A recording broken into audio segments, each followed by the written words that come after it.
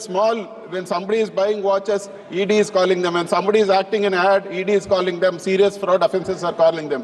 Why is it that thousands of crores is siphoned off and no ED or no serious fraud offences are calling them? This itself is a case study for a major scam, and we demand that the Prime Minister take note of this and take serious action on this, sir.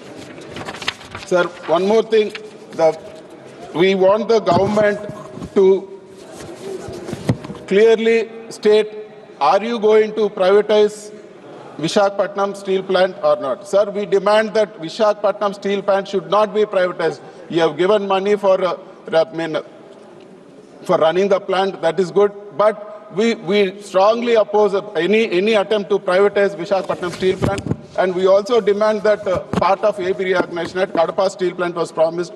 Our former Chief Minister spoke to the Jindal Group. They came and inaugurated it. We want the India government to talk to them and expedite the process of setting up this steel plant.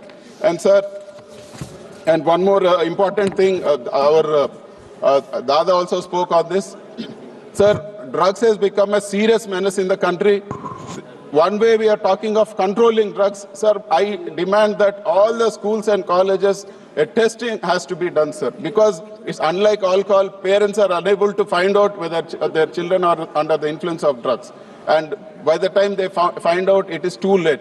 So we demand that the government brings out a mechanism where all the students are screened, and in case anybody is found under the influence of drugs, they should be counseled, they should be brought back into the system. The whole future of the country is at stake because of these drugs. We demand that a serious action be taken on this, and thank you very much for giving me this opportunity.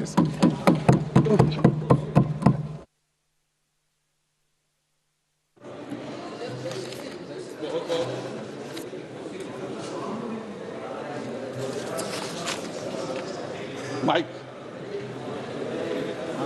You start, Mike will be automatically. Thank you. बहुत बहुत धन्यवाद सभापति महोदय। आपने मुझे इस महामहिम राष्ट्रपति जी के अभिभाषण पर बोलने का मौका दिया। मैं महामहिम राष्ट्रपति जी को संयुक्त सत्र को संबोधित करने के लिए संपूर्ण भारत के नागरिकों के तरफ से बहुत बहुत धन्यवाद करता हूं। महोदय, 75 वर्ष के गणतंत्र में हमारे देश की खूबसूरती यह रही है कि हर व्यक्ति का ख्याल रखा गया। अभी कल मैं माननीय नेता प्रतिपक्ष का, आज भी एक सपा के नेता का, सबका भाषण सुन रहा था। सभी बात कर रहे थे पिछड़ों की, अनुसूचित जाति की, दलितों की, अनुसूचित जनजाति की, महिलाओं की।